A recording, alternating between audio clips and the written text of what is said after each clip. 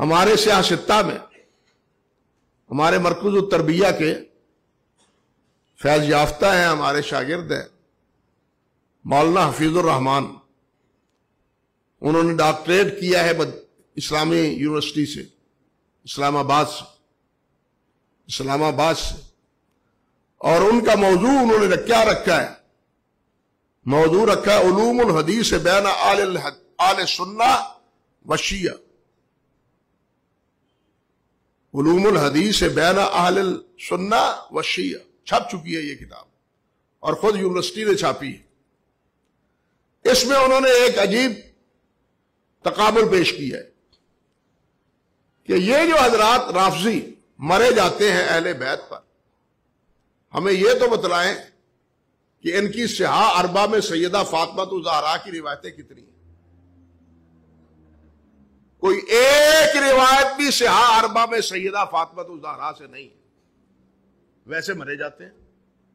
محبت ہے، سب کچھ ہے، سیڑھا کوبی بھی ہے اور سب کچھ ہو رہی۔ بھئی ان کی روایات کیا ہے؟ انہوں نے نبی علیہ السلام کے فرمودات کو آپ تک کیسے پہنچایا ہے اور کیا پہنچایا ہے؟ خاموش، صحاح اربعہ خاموش۔ جبکہ سیاستہ میں اور مسند امام احمد میں حضرت فاطمہ الزہرا رضی اللہ تعالی عنہ کی روایات موجود ہیں۔ سیاستہ میں 4 ہیں اور مسند امام احمد میں 7 روایات ہیں۔ یہی پوزیشن حضرت حسن کی ہے رضی اللہ تعالی عنہ۔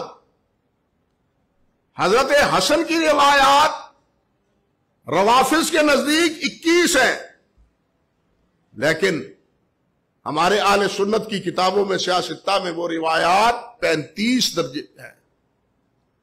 حضرت حسین رضی اللہ تعالیٰ عنہ کی روایات صحاح اربعہ میں 7 ہیں صرف، اور اہل سنت کی کتب احادیث میں 43 ہیں۔ حضرت علی رضی اللہ تعالیٰ عنہ ہے، ان کی روایات 690 ہیں، 690 ہیں صحاح اربعہ میں، 690، اور وہ بھی اکثر مراسیل پر مبنی ہے، متصل سند سے وہ بھی نہیں ہے، لیکن متصل سند سے ہمارے اہل سنت کی کتابوں میں 1583 روایات۔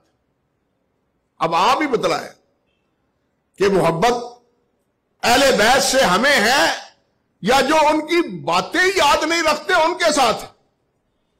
وہ تو ان کے ملفوظات جو نبی علیہ السلام سے منقول ہیں وہ تو اس تعداد میں نہیں ہے جو تعداد اللہ کے فضل و کرم سے اہل سنت کی کتابوں میں ہے۔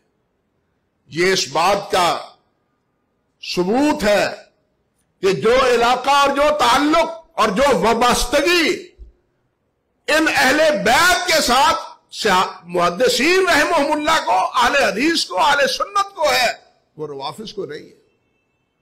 بھائی جس سے محبت ہوتی ہے اس کی تو ہر بات یاد رہتی ہے نا، ہر بات یاد رہتی ہے، لیکن ان کے پاس ان کی باتیں ہیں ہی کتنی؟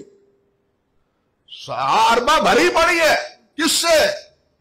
حضرت جعفر صادق کے الفاظ سے، اور وہ بھی متصل سند سے نہیں ہے۔